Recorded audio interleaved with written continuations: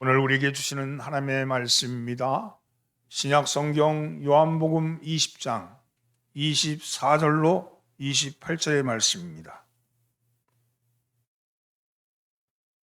신약성경 요한복음 20장 24절로 28절의 말씀을 교독합니다. 제가 한 절 읽고 여러분이 한 절 읽습니다. 12 제자 중에 하나로서 디두모라 불리는 도마는 예수께서 오셨을 때 함께 있지 아니한지라.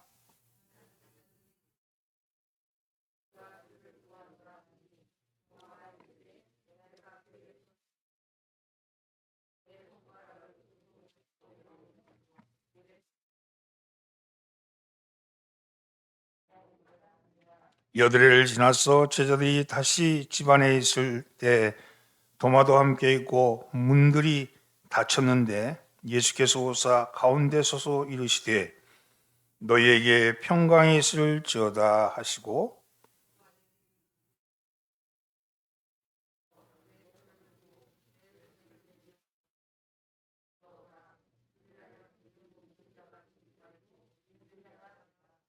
함께 도마가 대답하여 이르시되 나의 주님이시요 나의 하나님이시니이다.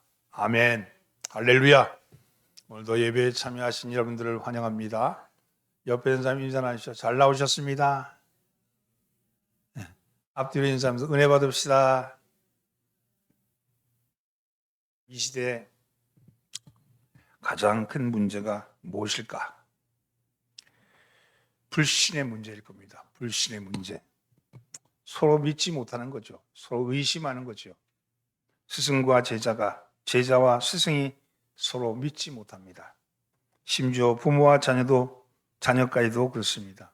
형제와 동생이, 형과 동생이, 동생과 형이 형제 간에 서로 믿지 못하고 의심하는 거죠. 더더구나 하나님이 아버지신데, 예수님이 구세주이신데, 성령님이 도우시는 보혜사인데, 그런데 이것을 믿지 못합니다. 오늘 본문에는요, 예수님의 제자 중에 의심이 가장 많았던 도마가 등장합니다. 도마는 3년이나 예수님을 따라다니면서 예수님께 직접 말씀을 들었고 수많은 기적 현장에서도 놀라운 일을 목격했지만 아주 중요한 순간에 의심의 말을 쏟아내고 있습니다. 예수님이 부활하신 후에 예수님을 만났던 다른 제자들이 도마를 만나서 우리가 주를 보았다. 부활하신 주를 만났다. 이렇게 말을 했습니다. 그러자 도마는 이 말을 받아서 내가 그의 손에 못자국을 보고 내 손가락을 그 못자국에 넣으며 내 손을 그 옆구리에 넣어보지 않고서는 믿지 못한다. 이렇게 말을 합니다. 어떻게 십자가에 달려 죽었고 장사까지 지낸 예수님이 다시 살아날 수 있느냐? 이 말이죠. 그것은 경험적으로나 과학적으로나 상식적으로 말도 안 되는 허황된 것이라고 그렇게 생각한 겁니다. 그런 말도 안 되는 일을 보고 내가 믿으라고? 어림도 없지. 그래서 도마는 의심했죠. 자신의 의심을 조금도 주저하지 않고 다른 제자들에게 표현했습니다. 그것이 오늘 본문 25절의 말씀입니다. 함께 봉독합니다. 다른 제자들이 그에게 이르되 우리가 주를 보았노라 하니 도마가 이르되 내 손에 못자국을 보고 내 손가락을 그 못자국에 넣으며 내 손을 그 옆구리에 넣어보지 않고는 믿지 아니하겠노라 하니라. 그렇습니다. 예수님의 제자 도마, 이 도마자는요 불신의 세계에서 믿음을 잃어버리고 방황하는 현대인들을 상징합니다. 우리에게도 도마와 같은 의심과 불신이 찾아올 수 있죠. 혹시 나는 의심하는 도마가 아닌가? 우리 스스로 한번 생각해 보아야 할 겁니다. 또 사람들은 말합니다. 믿고 싶은데 도대체 믿어지지 않습니다. 의심의 구름이 그 마음을 덮고 있기 때문이죠. 그런데 이런 의심의 사람, 이런 불신의 사람, 이런 도마가 어떻게 믿음의 산으로 바뀌었을까? 28절 말씀입니다. 함께 봉독합니다. 도마가 대답하여 이르되 나의 주님이시요 나의 하나님이시니이다. 이 도마가 예수님을 만나 뵙고는 완전히 바뀌어가지고는 그가 고백하기를 주여 나의 주님은 나의 주님이시고 나의 하나님이십니다. 이렇게 고백하는 겁니다. 어떻게 이렇게 변화가 일어났을까요? 어떻게 이렇게 회복이 일어났을까 하는 거죠. 본문에 나온 도마의 고백, 나의 주님이시오 나의 하나님이시니다는 두 가지 내용을 담고 있습니다. 먼저 도마는 예수님을 나의 주님이라고 고백하고 있습니다. 여기서 주님이란 말은 그리스도에 대한 철저한 신앙 고백입니다. 나의 주님, 나의 주인님이란 뜻이에요. 당신은 나의 모든 것이란 뜻이죠. 예수께서 도마의 죄를 위해 십자가에 죽으시고 도마를 위해서 부활하셨기에 예수님 때문에 구원을 받았다는 사실을 믿고 고백하는 말이죠. 나의 주님이시오. 또 하나는요, 예수님을 나의 하나님이라고 고백하고 있습니다. 사도 베드로는요, 고백하기를 주는 그리스도시요 살아계신 하나님의 아들입니다라고 고백하잖아요. 하나님의 아들이라고 고백하는데 여기 이 도마는 나의 하나님의 아들이 아니라 하나님이시라고 고백하고 있다는 겁니다. 이게 어떤 차원이냐? 예수가 하나님이신 것을 깨달았다는 거예요. 예수님이 하나님이신 것을 깨달았다는 겁니다. 도마는 부활하신 예수님을 만나는 순간 이 중요한 사실을 깨달은 거죠. 그리고 흔들릴 수 없는 굳건한 믿음으로 고백하였습니다. 우리에게 고백은 매우 중요합니다. 우리의 신앙 고백은 중요하죠. 우리가 사도신경을 아침에 같이 봉독하는 건요, 신앙 고백이거든요. 이 신앙 고백, 내가 지금 믿고 있는 것에 대한 고백이잖아요. 이 고백이 매우 중요합니다. 그렇다면 나의 주, 나의 하나님이라는 이 고백에 나타난 하나님, 그 하나님은 어떠한 하나님일까 하는 겁니다. 이 도마에게 나타났던 그 예수님의 부활하신 예수님의 모습을 보고 나의 주, 나의 하나님이라고 고백했는데 여기서 고백되어지는 하나님은 어떤 하나님이신가 하는 것입니다. 오늘은 이 말씀을 가지고 함께 은혜를 나눠보고자 합니다. 첫째는요, 따라서 찾아오시는 하나님입니다. 24절 말씀 함께 봉독합니다. 12제자 중에 하나로서 디두모라 불리는 도마는 예수께서 오셨을 때 함께 있지 아니한지라. 도마는 예수님이 오셨을 때 함께 있지 않았습니다. 예수님이 언제 오셨어요? 19절 말씀 함께 봉독합니다.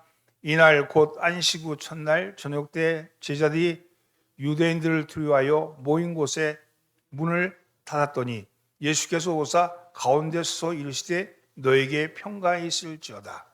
여기 보면 안식 후 첫날 저녁에 오셨다 했어요. 안식 후 첫날이 뭡니까? 안식 후 첫날은요, 십자가에 돌아가신 날, 그리고 부활하신 날, 그날 제자들이 두려워했을 때 부활하신 예수님께서 그날 저녁에 찾아오셨다는 거예요. 부활하신 그날 저녁 때 주님이 찾아오셨다는 겁니다. 제자들은 두려워하고 있을 때 예수님이 찾아오신 거죠. 두려워하고 있을 때 우리를 홀로 내버려 두지 아니하시고 두려움에 떨고 있게 하지 아니하시고 우리를 찾아오신 하나님, 그것이 바로 그 예수님이십니다. 성경에는요, 찾아오시는 하나님에 대한 기록입니다.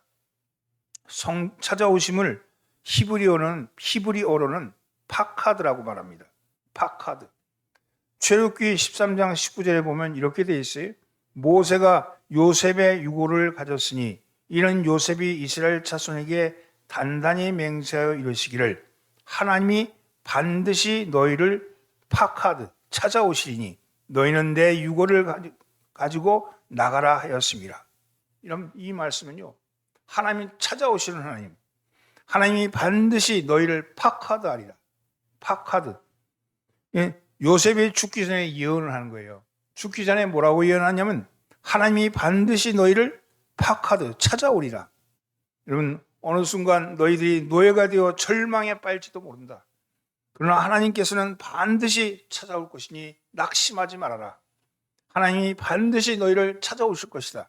그러면 그때 내 유고를 가지고 나가라. 이렇게 예언하는 거예요. 찾아오시는 하나님, 찾아오시는 하나님, 이것은 하나님의 신방이라고 부릅니다. 하나님께서 생각하시고 먼저 직접 찾아오셔서 사는 형편과 사정을 물어보신다는 뜻입니다. 잊지 않고 고아처럼 내버려 두지 않고 찾아오시는 하나님. 여러분, 인생의 공고한 순간에 생각지도 않는 하나님의 뜻밖의 방문, 이것이 감격적인 일이죠. 때로 사람들은 어떤 말로도 위로되지 않는 그런 인생의 순간을 맞이하기도 합니다. 사별을 했을 때 누가 무슨 말 해도 위로가 되지 않습니다. 시간이라는 선물이 치유의 약이 되기를 기도할 뿐이죠. 때로 믿었던 사람에게 큰 실망을 했을 때 아무 말도 듣고 싶지 않습니다. 무슨 말 해도 귀에 들어오지 않습니다. 때로는 나 자신에게 스스로 실망해서 위로의 문장 하나를 찾지 못할 때 그 절대 고독의 순간에 하나님은 파카드 하시는, 찾아오시는 하나님이십니다. 찾아오시는 하나님이 깊은 위로와 깊은 은혜를 우리에게 허락하십니다. 사랑하는 성도는 예수님께서도 절망 중에 떨고 있던 제자를 찾아오셨습니다. 그리고 제자들이 예수님을 자세히 보며 음성을 똑똑히 듣고 예수님의 부활을 확실하게 믿게 하셨습니다. 하나님이 멀리 계신 것처럼 느끼십니까? 우리가 너무 힘들어 가족조차도 도움이 되지 않을 때도 있습니다. 중한 병에 걸려서 의사조차도 손을 쓰지 못할 수도 있습니다. 그럴 때 하나님은 우리를 파카드 하십니다. 찾아오셔서 위로하시고 돌봐주시는 겁니다. 하나님은 우리의 삶의 가운데 찾아오시는 분이십니다. 그리고 부활하신 예수님은 우리에게 자신을 분명히 드러내시기를 원하십니다. 살아계셔서 역사하신 하나님을 체험함으로 올바른 신앙 고백하시기를 예수님으로 축원합니다. 오늘 여러분을 찾아오시는 하나님, 은밀히 찾아오시는 하나님, 여러분 절망하고 있을 때, 낙심하고 있을 때, 도무지 아무것도 세상이 나에게 도움 주지 못한다고 그렇게 고독해하고 있을 때 하나님은 찾아오시는 하나님이십니다. 오늘 이 아침에도 여러분의 심령에 찾아오시는 하나님을 만나시는 놀라운 역사가 일어나기를 예수님으로 축원합니다. 두 번째는요, 평강 주시는 하나님이십니다. 따라서 평강 주시는 하나님. 26절 말씀 함께 봉독합니다. 여드레를 지나서 제자들이 다시 집안에 있을 때 도마도 함께 있고 문들이 닫혔는데 예수께서 오사 가운데 서서 이르시되 너에게 평강이 있을지어다 하시고, 이제 주님 처음 나타나신 후에 여드레가 지났습니다. 여드레가 지난 다음에 주님이 다시 찾아오셨습니다. 본문에 보니까 문들이 닫혔다, 이렇게 복수로 기록되어 있어요. 이 말은요, 2중 3중으로 겹겹이 문을 걸어 잠갔다는 뜻입니다. 문을 걸어 잠갔거든요. 문들이란 문은 다 닫혔고 여전히 두려움에 떨고 있었습니다. 그런데 걸어 잠근 것이 문만이 아니었습니다. 마음의 문도 걸어 닫고 잠고 있던 것이요. 그때 예수님께서 제자에게 와서 말씀합니다. 너에게 평강이 있을지어다. 평강을 선언하셨어요. 예수님이 주시는 평강, 우리가 샬롬이라고 그러죠. 샬롬. 이 평강을 선언한 겁니다. 단순히 다툼과 전쟁이 없는 정도가 아니라 하나님 때문에 얻어지는 평강입니다. 하나님이 주시는 샬롬이죠. 하나님과 하나됨으로 얻어지는 평화입니다. 함께 계시는 하나님께서 책임져 주시는 믿음으로 인해서 얻어지는 평화입니다. 하나님 때문에 염려 걱정이 없어지고 기쁨과 즐거움이 넘치는 참된 행복의 상태, 그것이 샬롬, 평강입니다. 하박국은 그러한 상태를 이렇게 고백합니다. 비록 무화과 나무가 무성치 못하며 포도나무에 열매가 없으며 감람나무에 소출이 없으며 밭에 먹을 것이 없으며 우리의 양이 없으며 외양간에 소가 없을지라도 나는 여호와로 말미암아 즐거워하며 나의 구원의 하나님으로 말미암아 기뻐하리로다. 이것도 없고 저것도 없고 이것도 없고 저것도 없다 할지라도 나는 여호와로 말미암아 즐거워하며 구원의 하나님 말미암아 기뻐하겠다. 이 평강입니다. 물질적인 상태, 형편이 좋아져서 오는 것이 아니라 내 영혼에 오는 평강, 그 평강을 말하는 거죠. 하나님이 함께 계시며 하나님이 동행하시며 하나님이 인도하심으로 말미암아 오는, 하나님에 대한 전적인 신뢰로 말미암아 오는 얻어지는 평화, 그것을 평강이라고 합니다. 그것을 샬롬이라고 합니다. 하나님의 날개 아래 거하는 자가 누리는 평화입니다. 하나님이 그 평안을 주신다고 말씀합니다. 하나님께서 평강을 선언하는 이유가 무엇일까요? 제자들에게 필요한 것이 평강이었기 때문입니다. 안식 후 첫날 저녁에 나타나셨던 그 주님, 너에게 평강이 있을지라. 그때 샬롬 그러셨어요.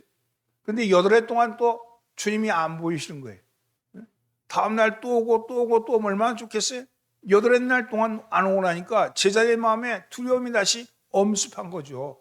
그러니까 그때 봤던 게 환상 아니었나? 그때 봤던 게 환각 아니었나? 이런 생각이 들 수도 있습니다. 집단 환각에 걸린 거 아닌가? 우리가 너무 간절히 바래가지고 없는 것을 갖고 있는 것처럼 말한 거 아닌가? 그러고 나니까 나서 뭐가 와요? 두려움이 찾아온 거죠. 여전히 유대의 당국자들은 저희를 찾고 있고 로마의 군병들은 저희를 수색하고 있는데 그때 우리가 잡혀가면 어떨까 하는 두려움이 엄습한 겁니다. 신앙생활 때도 그렇잖아요. 산에 올라가서 부흥회에서 주님을 만났어. 그리고 만날 때 그때는 진짜 하나님이 나와 함께 하심을 느껴졌는데 내려와서 생활하다 보니까 여전히 세상은 어렵고 힘들고 여전히 평화는 사라지고 내 마음속에 다시 찾아오는 두려움, 2차적인 두려움이 찾아온 거죠. 그때 다시 주님이 찾아오신 겁니다. 이 한마디의 제자들의 너에게 평강이 있을지어다. 이 한마디의 제자들의 과거는 용서되었습니다. 두려움과 의심이 사라졌습니다. 평강은 영적인 충만함과 정신적인 평안과 육체적인 건강 그리고 삶의 풍요를 표현하는 총체적인 단어입니다. 샬롬입니다. 예수를 믿는다 해서 믿음을 잃어버리고 시련 가운데 떨고 있는 사람이 있지 않습니다. 말씀을 듣고 살아난다고 하면서도 말씀의 능력을 잃어버린 채 무기력하게 살아가는 사람 없습니까? 희망을 갖지 못하고 절망 가운데 사로잡혀 있습니까? 주님은 이러한 우리를 찾아오셔서 너에게 샬롬, 너에게 평강이 있을지어다 말씀합니다. 평강을 선언하시는 그 주님의 평강이 여러분의 마음속에 믿어지기를 예수님으로 축원합니다. 여러분의 삶에 평강이 있기를 예수님으로 축원합니다. 오늘도 예배드리고 나가는 순간 하나님의 평강이 여러분들 속에 있어서 세상의 물질적인 것, 눈에 보이는 것, 그것에 연연하지 말고 여러분 안에 마음속에 와 있는 그 평화를 간직하고 살아가시는 여러분 되기를 예수님으로 축원합니다. 끝으로 주님이 주신 하나님은 어떤 하나님? 믿음 주시는 하나님이십니다. 따라서 믿음 주시는 하나님. 27절 말씀을 함께 봉독합니다. 도마에게 이르시되 네 손가락을 이리 내밀어 내 손을 보고 네 손을 내밀어 내 옆구리에 넣어보라. 그리하여 믿음 없는 자가 되지 말고 믿는 자가 되라.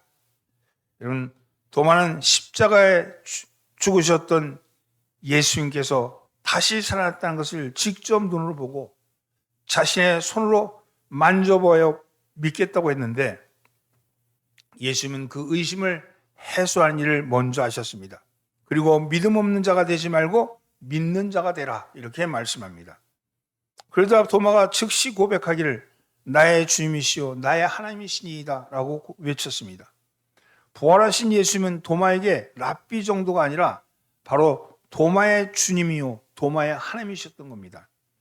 믿음을 갖지 못한 도마를 사랑하시고 믿음을 심어주기 위해서 찾아오셔서 자신의 몸과 상처의 부위를 만져보게 하시는 하나님은 지금도 진리를 알고자 하는 성도를 찾아오십니다. 그리고 음성을 들려주십니다. 믿음 없는 자가 되지 말고 믿는 자가 되라고 말씀하십니다. 확신하지 못할 때 도움을 요청하기만 하면 믿음의 확신을 갖도록 해주신다는 겁니다. 예수님께서 의심을 해결해 주시고 자신을 보여주신 겁니다. 그러나 보고 믿는 것이 신앙의 정수가 아닙니다. 참된 신앙은 보고 믿는 것이 아니고 보이지 않는 것을 믿는 겁니다. 신앙은 그 자체가 증명이 아닌 믿음이기 때문입니다. 뭘 증명해서 믿는 건 과학 사이언스예요. 그렇잖아요? 이게 증명해 믿는 것은 사이언스예요. 신앙은요, 사이언스, 과학이 아니고 신앙은 믿음입니다. 신앙은 믿음입니다. 내가 믿기 때문에 구원을 받는다면 구원이란 내 믿음에 달린 것일까요? 그렇지 않습니다. 예수님이 나를 구원하신 것이지 내 믿음이 나를 구원한 것이 아니기 때문입니다.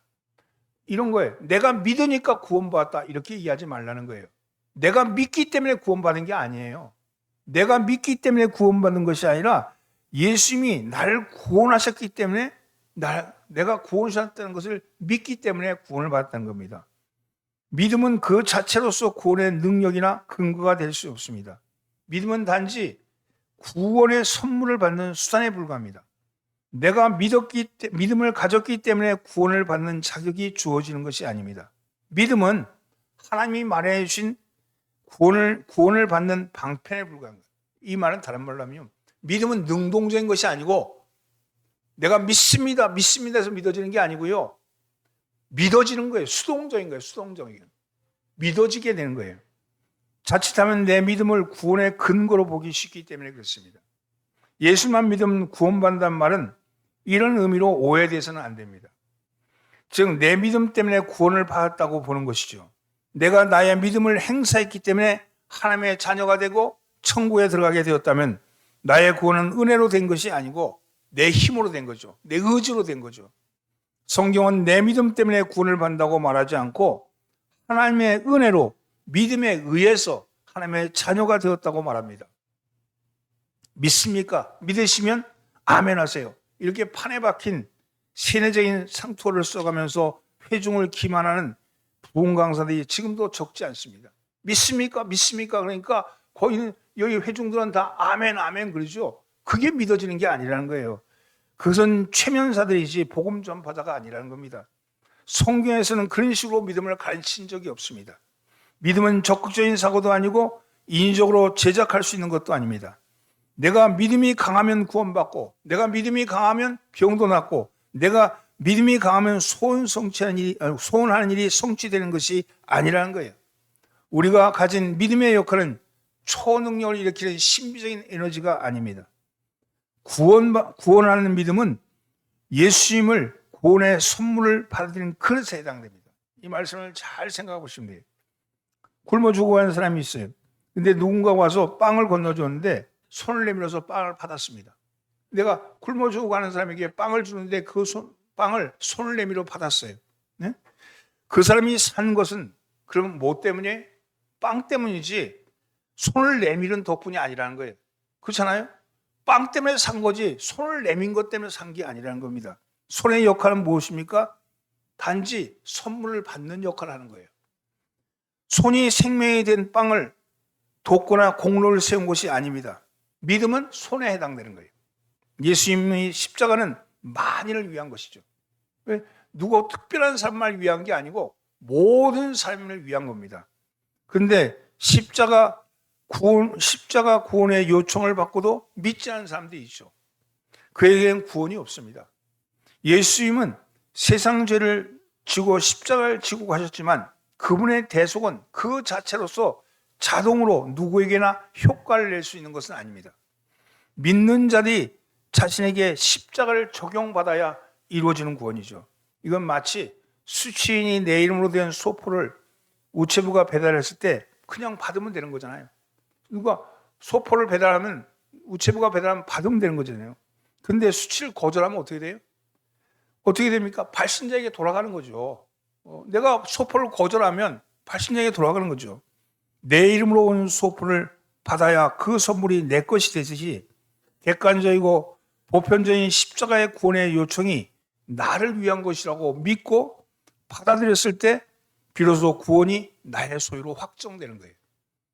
칼빈은 기독교 강요에서 우리의 믿음은 단순히 피동적이다. 우리에게는 하나님의 호의를 받기 위해서 가져갈 수 있는 것이 아무것도 없다. 우리는 자신들에게 결핍된 것을 그리스도로부터 받는 것일 뿐이다. 이렇게 얘기하죠. 믿음은 받는 거예요. 믿어지는 거예요. 여러분, 말씀이 믿어지는 거예요. 오늘 말씀이 나를 향한 말씀이다. 오늘 말씀이 나를 해주시는 말씀이다. 이게 믿어지는 거예요. 내가 믿어야지 그래서 믿은 게 아니고요. 믿어지는 겁니다. 여러분, 믿어지는 역사가 일어나기를 예수님으로 축원합니다. 오늘 여러분의 신앙이 여러분 내 의지로 된 신앙이 아니라 내가 한번 믿어봐야지가 아니라 믿어지게 될 때, 오늘 주시는 말씀이 하나님의 말씀이라고 믿어지게 될 때 이 모든 말씀이 여러분에게 적용되는 줄 믿습니다. 사랑하는 성도는 믿어지시는 역사가 일어나기를 예수님으로 축원합니다.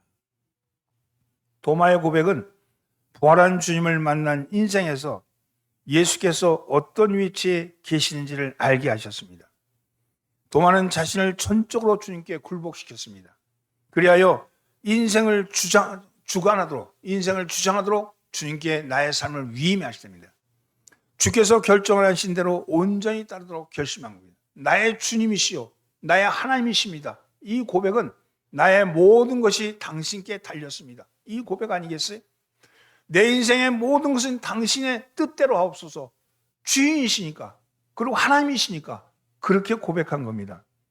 도마는 나중에 인도에 가서 복음을 전하다가 주 72년경에 창에 찔려서 순교했다 그럽니다. 의심이 많았던 제자였지만 신앙 고백 후에 변화되어서 제자로서의 삶을 충성스럽게 살아왔습니다. 그는 가장 멀리 있는 인도까지 가서 주의 복음을 전했다 그래요. 우리가 본받아야 할 신실한 믿음이죠.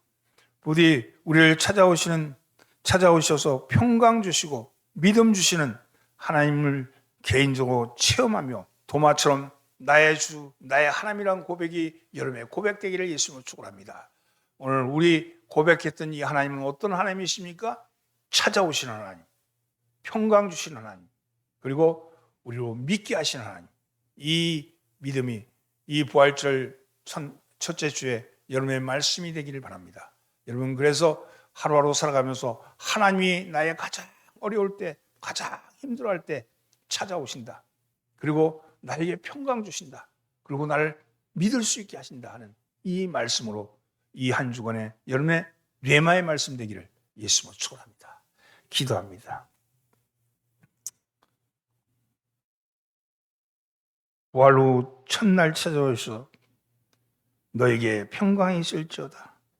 절망하고 있을 때 또 찾아오셔서 너에게 평강이 있을지어다. 찾아오시는 하나님, 오늘 우리의 마음에 평강을 주옵소서. 그리고 그 평강이 우리의 삶을 지배하는 것을 믿어지게 하여 주옵소서.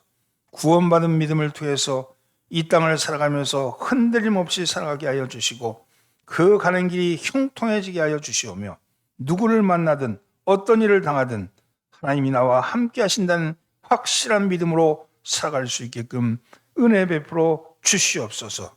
우리를 권하신 예수님의 이름으로 기도드리옵나이다. 아멘.